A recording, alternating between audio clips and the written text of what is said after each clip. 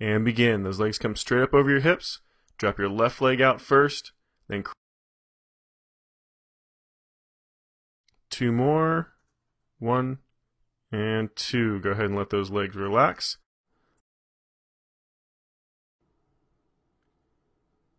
And begin.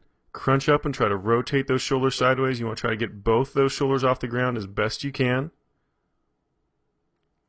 Nice tight squeeze, reaching the abs. Nice tight squeeze. Keep those abs contracted. And there's your last one right there. Go ahead and let it relax. Next one is going to be the Pilates side hip raise. Almost done. Just one more. And let it relax. And begin. Bring that hip up nice and high. Same thing, you're going to try to pull that right shoulder down towards that right hip. Get a nice tight squeeze in that oblique. And let that hip drop back down, but don't completely touch. Keep a little bit of a hover. Almost done. Just got one more. And begin. Lean back, keep that chest nice and straight. You want a nice straight line through that torso. Rotating left to right as far as you can. It's more about range of motion than it is about how fast you can do it. Now for the easier version, you can keep your feet on the ground just like we're doing here. Almost done. And let it relax. Alright, move. And begin. Get those legs up there nice and high. Straight up. Don't let them come over top of your stomach. You want them right on top of those hips. Crunch up like you would with a regular crunch, but instead of forward, you want to go straight up like you're trying to touch those toes.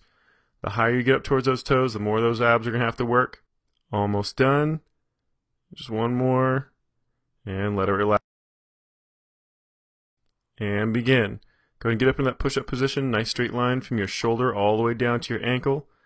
Alternating legs, lifting one then the other. Try to keep those hips as stationary as possible. Almost done. Just one more on each side.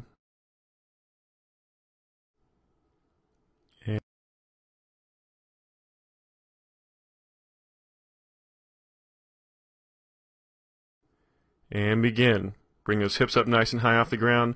You want to try to keep a nice straight line from that shoulder all the way down to that ankle. Then alternate those legs, trying to keep those hips up nice and high. Trying to not to let them swing left to right as you switch those legs. One. And let those hips drop.